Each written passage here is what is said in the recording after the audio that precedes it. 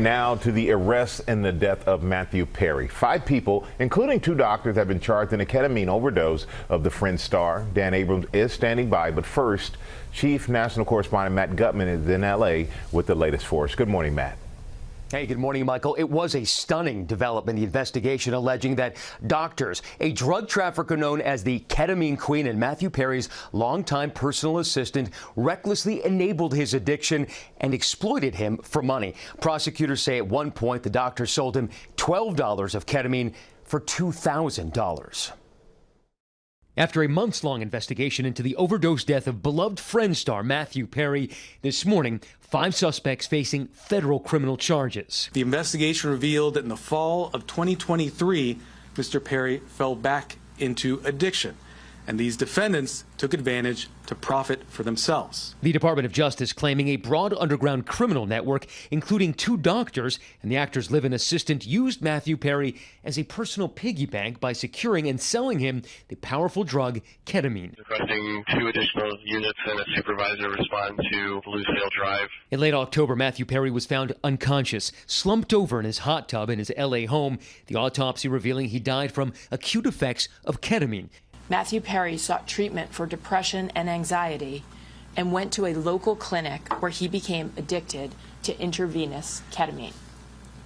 When clinic doctors refused to increase his dosage, he turned to unscrupulous doctors who saw Perry as a way to make quick money. Over the span of less than 2 months, authorities allege Dr. Salvador Plasencia sold the actor 20 vials of ketamine for $55,000 cash. He wrote in a text message in September 2023, quote, "I wonder how much this moron will pay." Even as Perry's addiction became obvious, the indictment says Dr. Plasencia continued to inject him with ketamine and even left additional vials for Perry's assistant. Plasencia saw Mr. Perry freeze up and his blood pressure spike. At another point, Plasencia admitted to another patient that Mr. Perry was spiraling out of control with his addiction. He knew this was wrong, and he knew he was risking Mr. Perry's life. And yet they continued to sell the narcotic. And yet they continued to sell it. Plasencia pleading not guilty late Thursday. You say that your client exhibited perhaps a lack of judgment, but what the indictment seems to show is that he was really a charlatan administering ketamine to Matthew Perry, who was a known addict and was clearly in the throes of addiction. That's what the government's alleging. Whether or not that's what actually happened, we'll have to see if it plays out. Prosecutors say that after Plasencia became too expensive, Perry turned to Jasveen Sangha, an alleged drug trafficker known by her customers as the Ketamine Queen. Why did Matthew Perry stop procuring the ketamine from those 2 doctors and go to the Ketamine Queen, as she was known? At some point, Mr. Perry decided to go to a different supplier, and she was able to procure even larger amounts of ketamine, 50 vials over 2 weeks. And she was giving him a better price than the doctors were. She got $11,000 in cash, as opposed to $55,000 in. Perry's assistant would then receive the drugs. According to Kenneth Iwamosa's plea agreement, he injected Perry with the ketamine at 8:30 a.m. on the morning of his death. Again, a second injection at around 12:45 p.m. and then a third around 40 minutes later, in which Perry allegedly asked him to shoot me up with a big one. Matthew Perry shot to fame playing the quick-witted Chandler Bing on Friends. Perry sat down with our Diane Sawyer in 2022, acknowledging that sobriety for him has been a lifelong challenge. How will we know when you're in trouble, when you're not okay?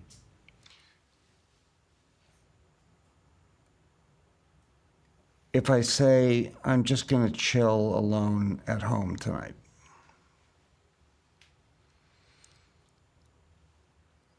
And part 2, the other thing, is if I ever say I'm cured.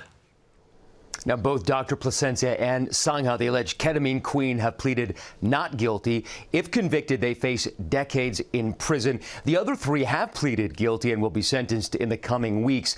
Now, Matthew Perry's family releasing a statement saying they remain heartbroken by the loss, but that it has helped to know that law enforcement has taken this case very seriously. Guys. All right, Matt Gutman, thank you so much for that. Let's bring in ABC News Chief Legal Analyst Dan Abrams. Dan, how strong is this case? It's a pretty strong case. I mean, you got 2 things. Number 1, the days of drug dealing and calling someone on the phone and ordering drugs is over.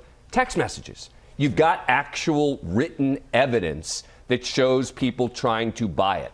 Number two, you have the testimony of the other 3 people involved here. So only 2 are effectively going to be on trial here. The other 3 are pleading guilty. They're going to testify against the 2. And so the prosecutors believe they can show, from the doctors to the drug dealers to the person actually implementing it and executing on the shots itself, that they've got a very strong case. So for the 2 who didn't take the plea deals, what's the potential defense for them? Well, causation, I think, is going to be the biggest one. Number one, can you prove that the drugs that they sold were the ones that killed him?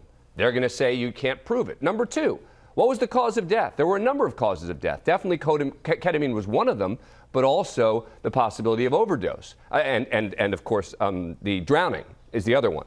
But I think what you're also going to see is them pointing the finger at the 3 who already pled, right? So you've got the 3 who pled, and you're going to see the 2 defendants say, wait a sec, you know, one of them is the one who shot it up himself. Why are you blaming my person with regard to the cause of death? So the question ultimately is going to be, is there going to be a plea agreement here? Are they going to make a deal to end this case beforehand? And Matthew Perry, clearly a beloved celebrity, but so many families are dealing with this in their own right.